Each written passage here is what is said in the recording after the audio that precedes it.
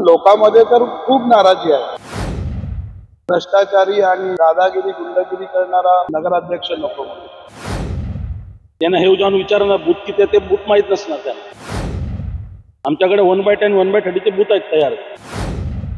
जेव्हा समोरच्या व्यक्तीची ताकद असेल तर त्याच्याशी लढू शकत नाही, म्हणून हे चिल्लर जमा झाले. लोकांचा खूपच आपल्या साईडनी प्रतिसाद आहे आणि आम्ही गावाचा विकास करण्याच्या मुद्द्यावर आम्ही लोकांना हे करतोय.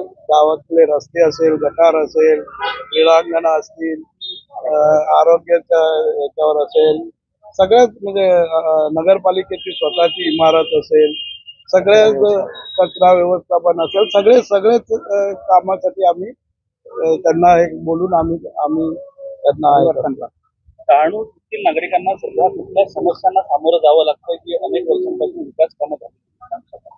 त्यांनी इथे डहाणू गावात काही कामं केली नाही, त्यांनी फक्त भ्रष्टाचारच केला. जी कामं झाली ती स्वतःच्या लोकांना हे केलं, पुढे केलं आणि त्यांनी निष्कृष्ट दर्जाची कामं केली आणि ते सगळे पैसे त्यांनीच लागले. तो सगळा भ्रष्टाचार मिटवण्यासाठी आम्ही नगर परिषदमध्ये निवडून येणार आहोत. नक्कीच आपल्यासह महाविकास आघाडी मधील जे घटक पक्ष आहेत त्यांनी सुद्धा पाठिंबा दिलेला आहे. उभाटाचा देखील आपल्याला छोटा पाठिंबा असल्याचं सांगितलं जाते की फायदा होईल या सगळ्याचा आपल्याला. नाही, फायदा तर होणारच ना. सगळ्यांची मतं आम्हाला मिळणार आहेत. सगळ्या पक्षाची त्यांना जी मिळणार आहे ती मतं आम्हालाही मिळेल आणि त्याचा फायदा आम्हाला निवडून येण्यासाठी होणार आहे.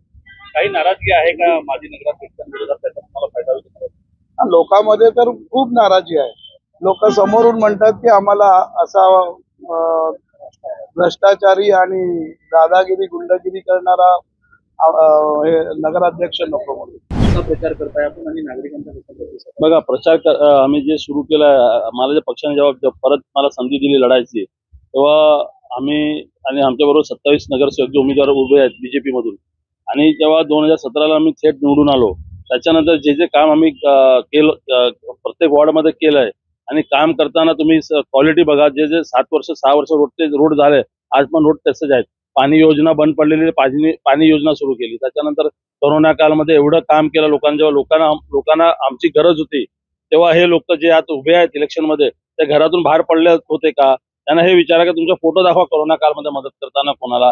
आज समजा ते लोक घरी बसले आणि आज इलेक्शन आला की बाहेर पडले.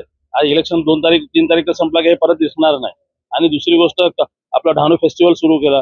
डहाणूची आज एवढी मोठी ओळख झाली पूर्ण महाराष्ट्रामध्ये. इंटरनॅशनल बीच डिक्लेअर केलं डहाणूचं.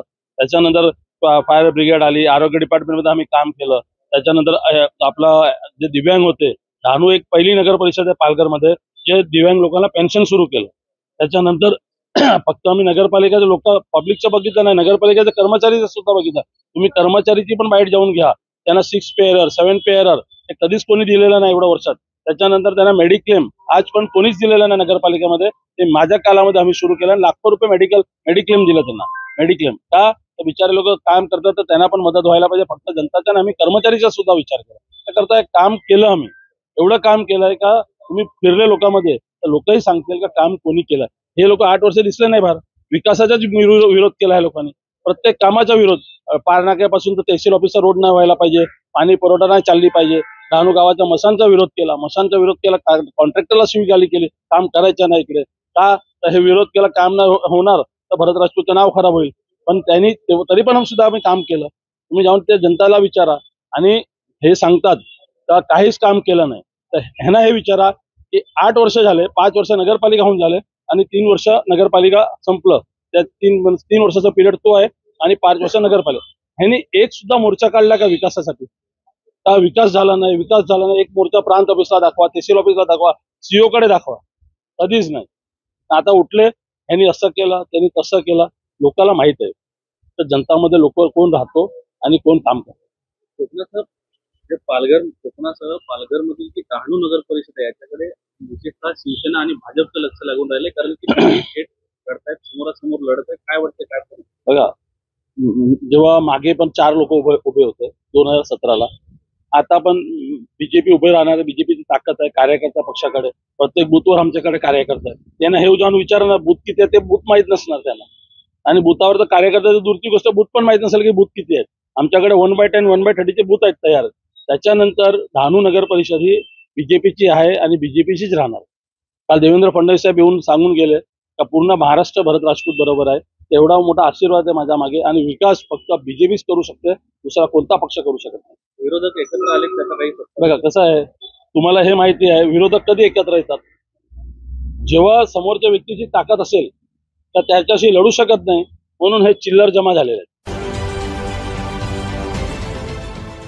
देश विदेशातील प्रत्येक घडामोडींचे लाईव्ह अपडेट मिळवण्यासाठी आता साम टीव्हीच्या सर्व सोशल मीडिया प्लॅटफॉर्मला लाईक, फॉलो आणि सबस्क्राईब करा.